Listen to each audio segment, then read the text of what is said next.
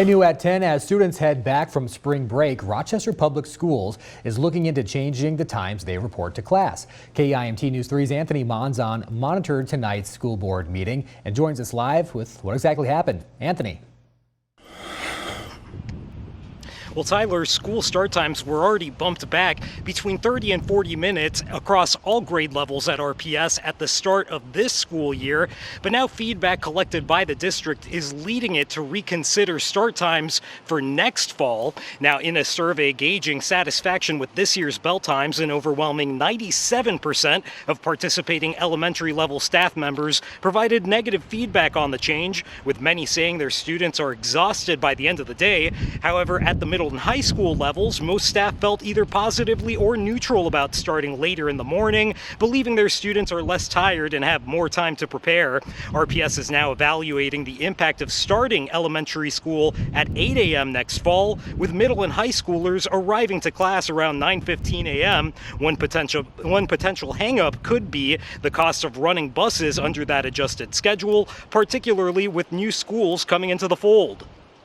And this is kind of the quintessential chicken and egg or cart and horse problem, because we first need to redraw where kids live, what school they're going to, and where the buses are going to go before we can cost out, would it cost us a lot more money, or in the unlikely event, save us money to move to this new start time scenario.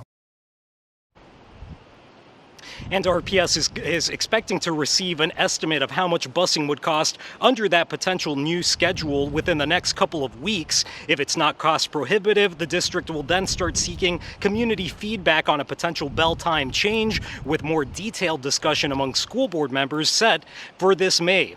Now, on a separate note, RPS is also refining its efforts to keep students out of trouble. Now, the district implemented its secondary student safety strategy in response to staff members reporting increased fighting in November, as well as a small but significant groups of students regularly defying adult authority. RPS has since taken several steps to curb troubling conduct, including listening sessions with disciplined students and action plans for each school building. We're now learning about a new effort starting up at Med City Schools, with Superintendent Dr. Kent Packel sharing RPS will partner with Rochester's Community Engagement Response Team to launch a pilot CERT Junior program at Willow Creek Middle School and Mayo High School.